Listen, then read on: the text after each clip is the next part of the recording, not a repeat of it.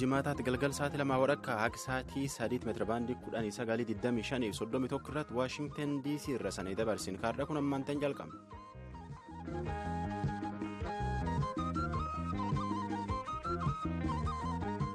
Babaroottolee Bonadaadoo Hansoraa Halakeetsan keessummeessarra guyyaan kamisaa Ebli 6 bar 2017 qophii VOA Afaan Oromootiin raadiyooniif televezyiinii Naayil Saatiin irraa Waashingtan DC irra sanii dabruu caqasuu jirtanii dhiyaadhaa jenne. Kan oduu dubbisu wantuu jubee horaatii mataan oduu har'aa Somaaliyaa gama kibbaa keessatti haleellaan konkolaataa irratti raawwate lubbuu galaafatee jira. Gamkaaniin bonaaf oolaan Afrikaa nama miliyoon hedduu rakkisuu jira. Naannoo Somaaliyaa Itoophiyaa jirtu keessatti illee akkanuma namni hedduun miidhamuu jira. Dhiyootaan keessa naannoo sunitti ijoollee 18tti dhibi garaa nama dhukkubsuun lubbuu dhabee jedhan. Mootummaan Somaaliyaa Alshabaab lolee biyya baafachuuf karoora baafatee hojiirra oolchuuf hojiitti jira jedha. Waan argamnu keessaa tokko oduu tasaana garaatu jibeetachaan.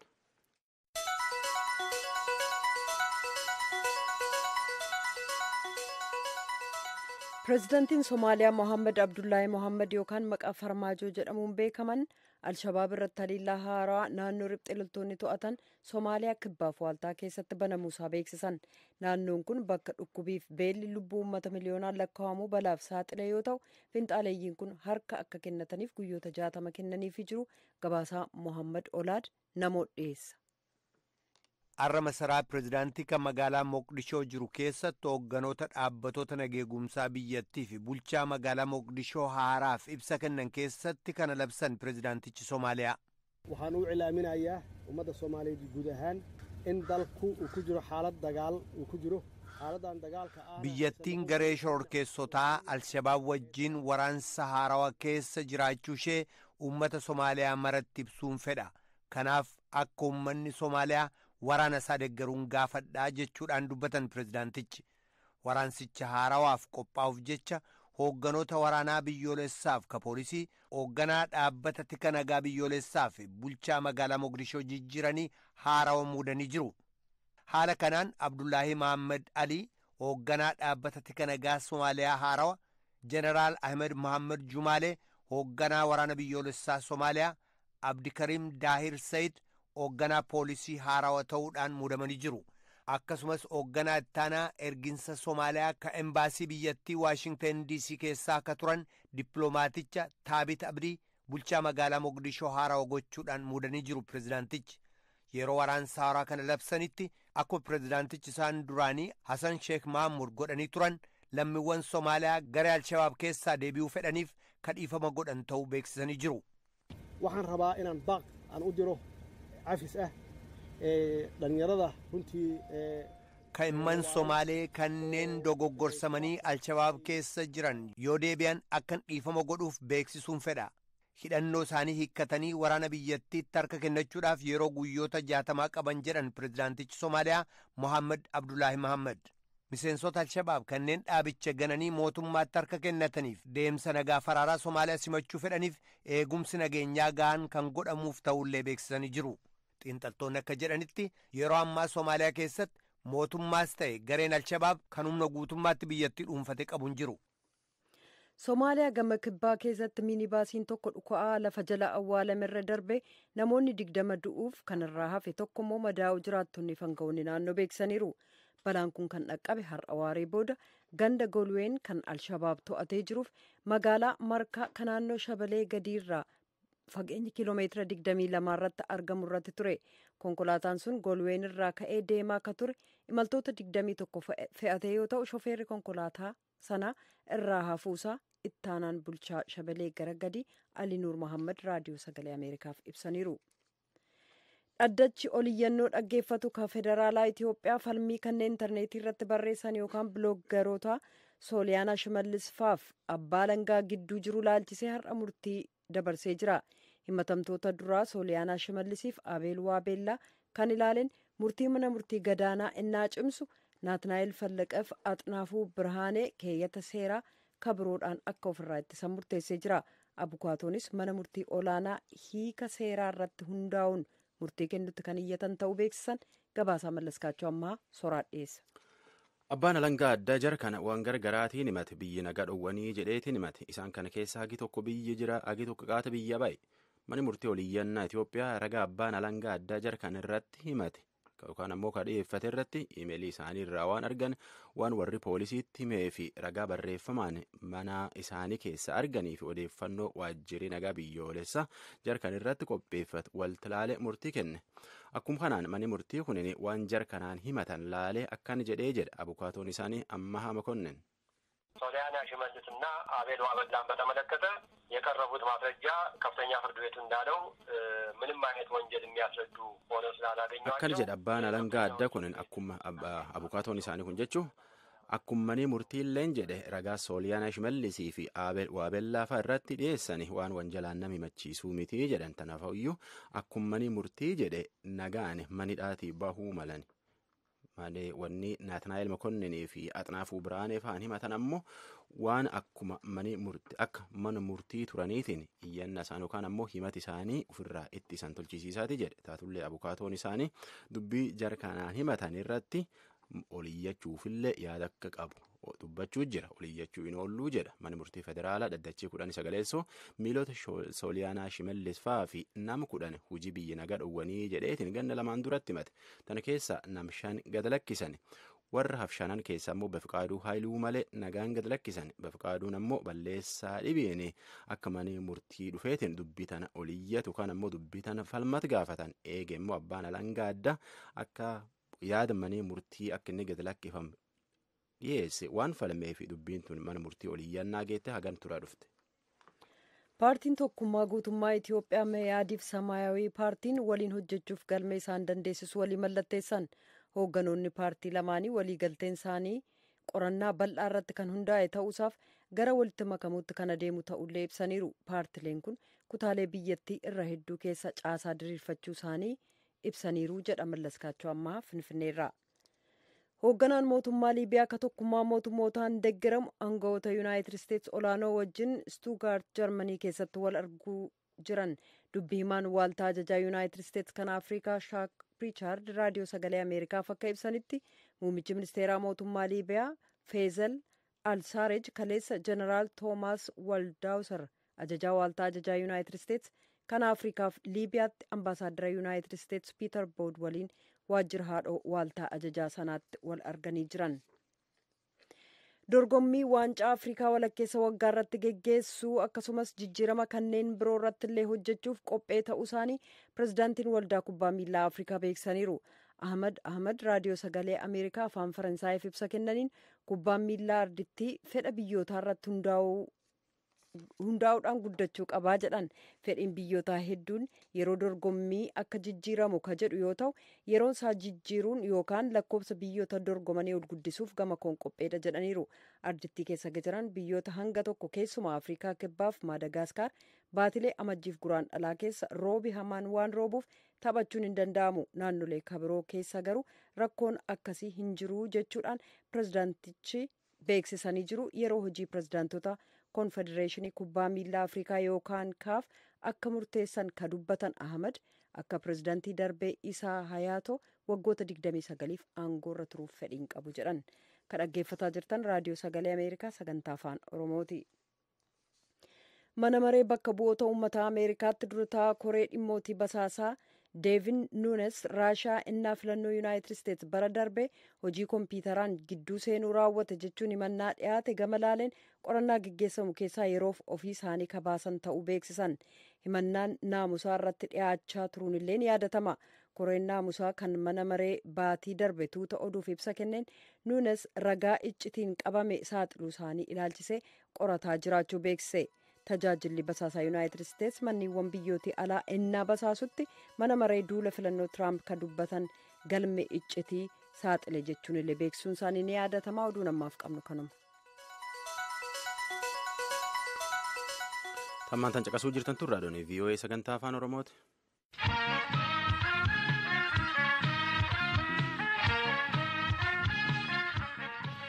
Itoophiyaatti naannolee hedduutti bonaaf oolaa rakkachuu jirtan keessaa tokko naannoo Somaaleeti. Tan keessatti uummata hedduutti rakkinni gargaraa keessa jira. Akka mootummaan naannoo Somaalee jedhutti mootummaa naannoo isaaniitii fi mootummaa federaalaatii fi dhaabbileen ala gargaarsa kennuu jiran. Akka jiraattootii naannoo sinii jedhanitti ammoo bonaaf oolaan kunneen keessumaa hongeen jechuun horii isaan qaban hedduu irra fixe. itti gaafatamtoota embaasii Ameerikaa Finfinnee jiruutii fi hojjettooti dhaaba Yuunaayitid Isteet biyya alaatiin qarqaartu USAID naannoo sun dhaqanii rakkoo namni keessa jiru laalan Iskindir Fireewutti jara waliin deemeetiin rakkootan laalee gabaasnu erge namo. Bulchiisa naannoo Somaalee godina Koree aanaa Kutumbur keessatti ka gabaasaan keenya Iskindir Fireew haasofsiise Abdullaahi Kaliifaa caama naannawaa sanatti dhuferraa kan ka'e beeladoota qaban keessaa irra hedduu dhabuu isaanii dubbatu. Gaalota 100f re'ee 250 keessaa irra jireessi isaanii jalaa dhumuu gabaasaa VOA'f ibsanii jiru. Namni kun re'ee qabu keessaa 50 qofatti hafee jedhee himachuu jira. Gaal 100 qabu keessaa ammaan tana guma 20-31tti natti hafee kaan cufti yaadhuman. Seenaan maanguddoo kanaa keessumaa godinaalee Koree Doolloof Jerar keessatti caamni dhufe miidhaa gamii akka geessisaa jiru kan agarsiisu fakkeenya tokko. Jiraattonni kabiroon hedduun xiqqaa aga kanaarraa jalqabee aga guddaatti beeladoota isaanii dhabanii jiru. Karawwan adda addaa bitaaf mirgaatti waa'ee dhabamuu bishaanii ibsi kennamaa jiruu fi daggala gidduutti beeladoonni du'anii mul'atan ammeenya caama kanaa mul'isaa jedhamee jira. Caama haarawaa dhufe kanaa booda baatii sadaasa dabree mootummaan Itiyoophiyaaf waayiloonni isaanii kan ifatti beeksisan galmee ittiin agarsiisaa gargaarsaa gaafatan HRD jedhamu irratti kan ibsame lammiiwwan Itiyoophiyaa miliyoona 5,600,000 ta'antu gargaarsa namoomaa barbaada. Lakkoofsa kana keessaa kanneen miliyoona 1,700,000 ta'an immoo bulchiisa naannoo Somaalee kan Itiyoophiyaa keessatti argaman. Naannoo uummanni isaa irra jireessi horsiisee bulaa bakka tokkorraa gara biraatti godaanee jiraatu ta'e kana keessatti namoota gargaaramuu qaban dhaqqabuun rakkisaadha. Mootummaan bulchiisa naannoo Somaalee bakkawwan bishaanii fi nyaanni itti raabsaman ka yeroof ta'u qopheessuudhaan ka gargaaraa jiru ta'uu dubbatee jira. Ka duraan dubbatan Abdullaahi Kaliifaa kanneen bakkawwan akkanaatti argaman keessaa tokko. Hojiin gargaarsa akkanaa eega caamni naannoo sanatti uumamerraa jalqabee ka gargaaramaa jiru ta'uu pirezidaantii bulchiisa naannoo Somaalee Abdii Mohaammed Umar gabaasaa VOA'f ibsanii jiru. ህዝብን ለማዳንና እንስሳት 58 ቦታዎች መርጠናል። ህዝብን ለማሰባሰብና ኡመት ጅሬessuu fi fuula namitti qarqaaran 58 filanne. Fuula tanatti nama walitti qabneetiin bisaaniif qarqaarsi gargaraa kenninaaf. Caama sana dandamachiisuuf gargaaramtoota dhaqqabuudhaaf carraaqqiin godhamu arjoomtoota adda addaatiin kan deeggaramaa jiru ta'ullee dubbatanii jiru pirezidaantiin naannoo Somaalee kun. Gargaartota kana keessaa tokko Yuunaayitid Isteetsi. Itiyoophiyaatti hojii raawwachiisaan embaasii Yuunaayitid Isteetsi kan Finfinnee keessaa Piiter Biruuman akka jedhanitti gargaarsi barbaachisu hagam akka ta'e eega beekame booda biyyi isaanii gargaarsawwan adda addaa akka kennaa jirtu ta'uu ibsanii jiru. Since the HRD was announced in December, almost $1 billion, we've put almost 140... Eegi galmeen qarqaarsaa namaan qarqaaraan HRD'n muddee dabarte keessa baatee asitti doolaraa miliyoon 140 geettu hojii tanaaf kennan. Doolariin hujuum qarqaarsa akkanaatiif ganne dabre kennane miliyoonii 300 laf jira. Tokkummaan mootummootallee ta'e dhaabbileen qarqaarsi gaafanne waan nu qarqaaran diqqaattullee ammaan tan lafaa qaban akka dansaa jirra. Taatullee yooyyuu bokkaan naannoo tanaa dhufu jedhan roobuu baannaani jidhuuf keessa jettaanu keessa rakkoo hedduu jira. Bakka ambaasaaddara biyyattii banaa ta'e bakka bu'uudhaan kan hojjetaa jiran hojii raawwachiisaan embaasichaa Piiter Biruuman dabalee waajjira embaasii Ameerikaa Finfinnee jiruuf dhaabbata gargaarsa misooma sadarkaa addunyaa kan Yuunaayitid Isteetsi irraa kanneen walitti dhufan gurmuun hoogganoota hojii gidduu kana bulchiisa naannoo Somaalee daawwatanii turan. Kan Waashingteen dhufanii fi gurmuu kana waliin gara bulchiisa naannoo Somaaleetti malan gorsaan dhaabbata gargaarsa misooma sadarkaa addunyaa Yuunaayitid Isteetsi Toomaas Stool caamni ammaa kun ka waggoota xiqqoo dura naannoo sana mudatee ture caalaa hamaa ta'uu hubachiisanii jiran garuu gargaarsi itti fufee jiraa jedhu.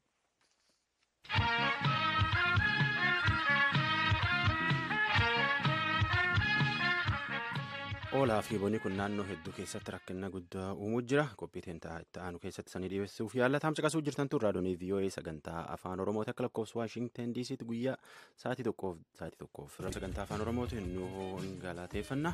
Dootan jennu naannoo Oromiyaa takka odeeffannoo koomishinii soda balaatiif qophaa'innaati nam miliyoon 2 caalaatti qarqaarsee gata mootummaaf uummatilleen uummata qarqaaruutti jira jedhani qophii borii keessatti deebina yaad qabdan nu barreessaa nu bilbila. Taamsa qasuu jirtan tun raadiyoo VOA sagantaa afaan Oromooti. Qophii fayyaa.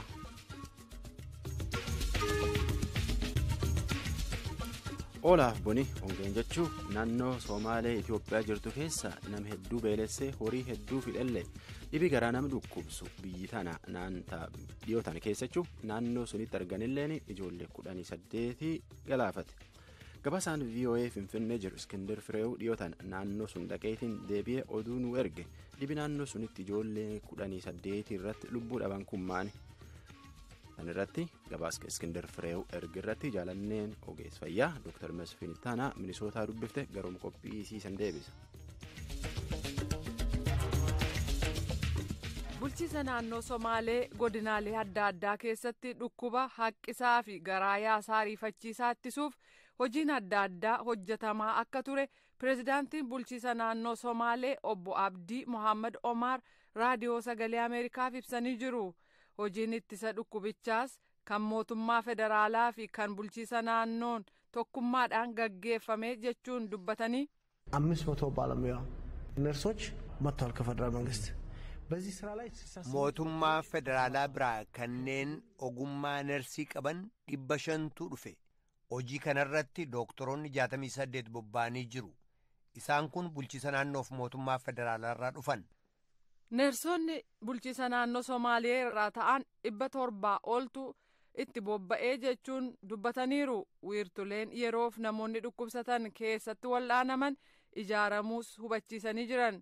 Akkaataa jireenya horsiisee bulaa bakki jireenyaa iddoodhaa iddootti walirraa fagoo ta'uun immoo miidhaa dhukkubi kun geessise akka dabalu gochuusaa pireezidaantiin bulchiisa naannoo Somaalee dubbatanii jiran. Sababa kanaan godina Doolloo, Gaashaamoo fi kanneen fafakkaatanitti namoonni sababaa dhukkuba kanaan lubbuun isaanii darbe jiraa jechuun dubbatan. Garuu waaltaa eegumsa fayyaatti kanneen fidaman keessa hin duunee jedhani. Kanneen du'an ijoollee akka ta'an dubbatanii jiru. ቆሪሌ አካባቢ ላይ 19 ልጆች ህይወታቸው እንዳለፈ ቆሪሌ godina Doolloo Gaashaamoo fi naannoo Elbahaayitti ijoolleen 19 du'aniiru. Yeroo ammaa garuu jedhan faca'inni dhukkubichaa gadi bu'aa ka jiru ta'uu ibsanii wiirtuleen kanaaf qophaa'anis hojii isaanii xumuruun cufamaa jiru jedhu. Fiiq Shabalee Noonnogoob cufamuu isaanii ibsanii kanneen amma banaa jiran godinaaleen 3 Doolloo, Qoraalee fi Jaraar ta'uu pireezidaantichi ibsaniiru. Isaan kun torban tokko keessatti ni cufamuu jenne abdannaa jedhan. Caama naannoo Somaalee mudate dhukkuba kanaaf ka gumaache ta'us dubbatanii jiru. Dhukkuba koleeraa fi garaa baasaa kanneen biroo gidduu addaddummaaf walfakkeenyii waan jiruuf kana laalchisee ibsa akka nuu kennaniif ogeessa wal'aansa fayyaa dhukkuboota qaama keessaa akka ta'an Dr. Masfiin Ittaanaa Minisootaarraa haasofsiiseen jira. Koleeraan dhibee garaa kaasaati garuu garaa kaasaa warra kaan irraa adda. Maaliif yoo jenne battala nama miidhuu waan danda'uuf dafee lubbuu nama dabarsuu waan danda'uuf yoo dafanii yaaluu baatan jechuudha. Maaliin daddarba dhukkubii koleeraa?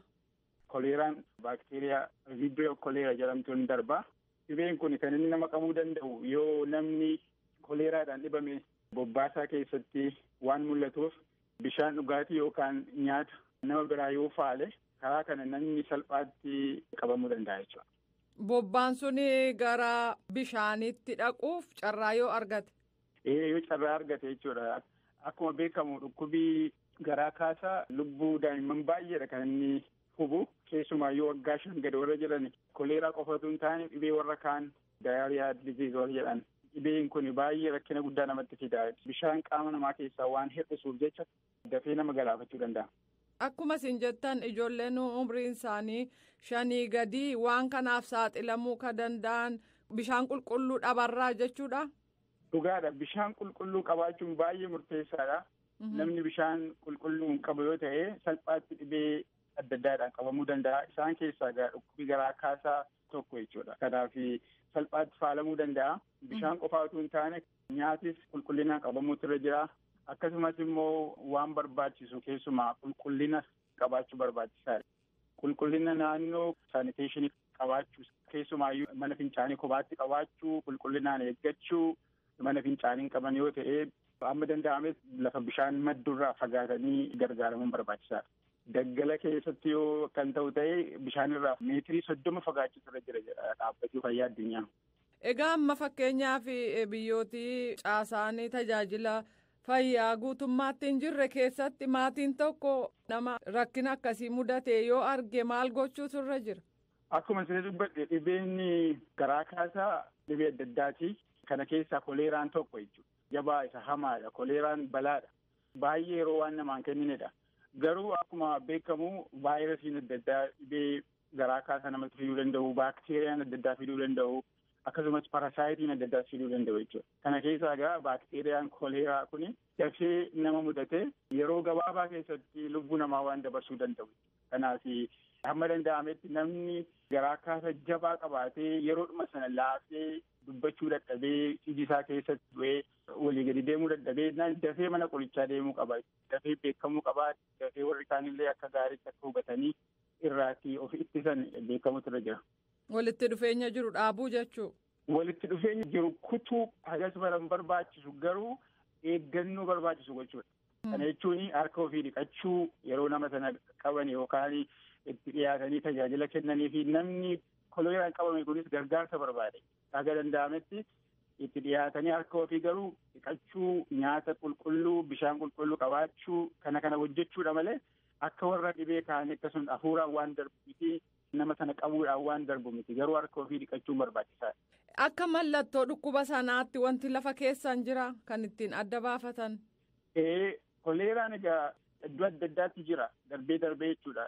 Keessumaayyuu biyyoota dinagdeedhaan hin guddatin bishaan qulqulluu kan hin qabaatin akkasumas haala jireenyaa kan itti cime uummata baay'inaan jiraatu uummata harka qalleeyyii kana isaan irratti baay'achuu mala.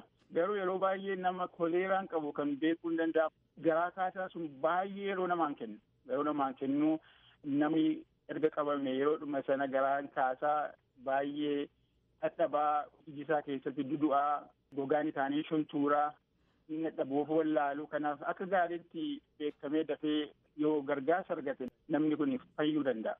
Wal'aansi ogeessonni fayyaa kennaniif maal ta'a? Ogeessoti fayyaa gahee isaan qaban baay'ee murteessaadha. Inni jalqabaa dhibeen kun jiraachuusaa shakkuudha. Jalqaba namni yeroo dhibee baay'ee yeroo namaan kenne kana yeroo qabamanii dafanii baranii dafanii riippoortii gochuu qaama barbaachisutti dafanii kontaaktii gochuudha. Inni lammataa garaa kaasaan kun qaama namaa keessa bishaan waan fixuuf jecha qaamni namaa harki 50 ol bishaan sun qaama namaa keessaa badee jennaan namni jiraachuu hin danda'u jechuudha. Kanaaf dafanii bishaan sana keessaa bade sana yaa'ee bahe sana iddoo buusuu barbaachisaadha jechuudha. Yeroo baay'ee mootummoonni biyyootii tokko dhukkubi sun koleeraadha jedhanii labsuun sodaatu. Kanaafiiti garaa kaasaa yookaan garaa baasaadha jedhanii falmu.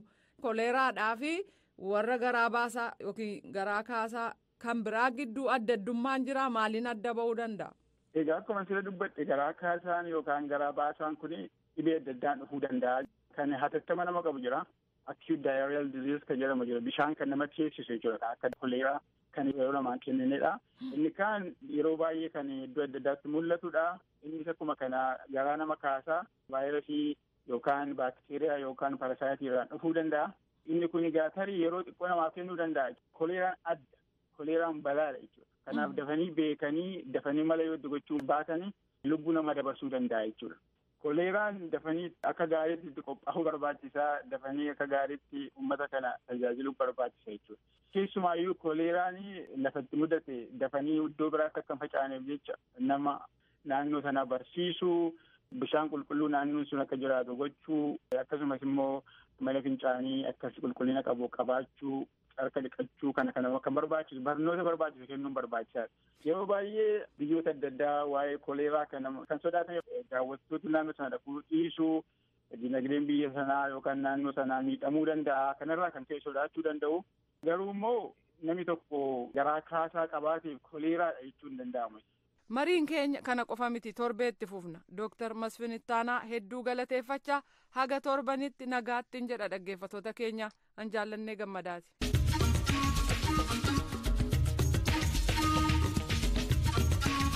Caqasuu jirtan tun raadiyoon VOA sagantaa afaan Oromooti. Yaada qabdan nu barreessaa nu bilbila jechaa gara tuujubee san deebisa.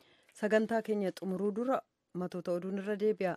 Xayyaaronni waraanaa Siiriyaa kutaa biyyattii gama kaabaa kan garee finciltootaan qabamee jirtu irratti boombii keemikaalaa gad roobsan himannaa jedhu Siiriyaa fi Raashaan irra deebi'uun haalanii jiru.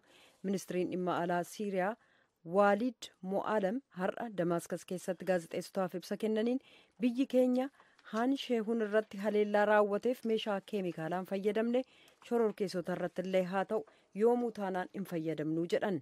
Haleellaa sanaan namootni 100 du'an ajjeefamaniiru. Randeebiyaa namoonni 100 ta'an ajjeefamaniiru. Kanneen 350 ta'an immoo dhibamanii jiru. Kanneen du'aniif dhukkubsatan keessaa ijoollee hedduutu argama. Haala mirga namaa Siiriyaa keessaa gareen hordofu gareen ISIS torban kana keessa namoota 33 ajjeesuusaa beeksisee jira. Waggaa kana keessa nama hedduu innaa ajjeesu kun jalqabaa ta'ullee beeksiseera. Biriteen keessa kan maadheffate gareen kun ajjeechaan sun kaleessa ganama barii ganda Beeder Ezoor gama bahaa keessatti ta'uu tuqee jira. Ajjeechaan sun innaa raawwatu ijaan arguu isaanii kan ibsan miseensonni garee mirga namaa kanneen ajjeefaman finxaaleeyyii haa ta'an siiviilota ta'uu hin beekamne jechuu isaaniillee gareen kun beeksisee jira.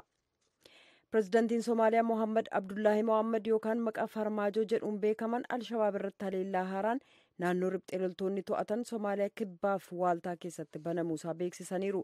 Naannoon kun bakka dhukkubiif beelli lubbuu uummata miliyoonaan lakkaa'amu balaaf saaxile ta'uun illee beekameera. Oduun galgala kanaaf qabnu kanuma. Tam caqasuu jirtan tun raadiyoon VOA sagantaa afaan Oromooti. Qophii ammaan tan caqasuu jirtan tan meetira baandii 1922 irratti caqasuu jirtan yaada qabdan nu barreessaa nu bilbilaa jecha qophii teentaarraa tanumaan fixannaa. Yaadi keessa waan hedduu nu qarqaaraa waan nu hin beekne nu barsiisa waan nu deenammoo nu qaabsisa. Yaada keessan eeganna hornaat VOA News.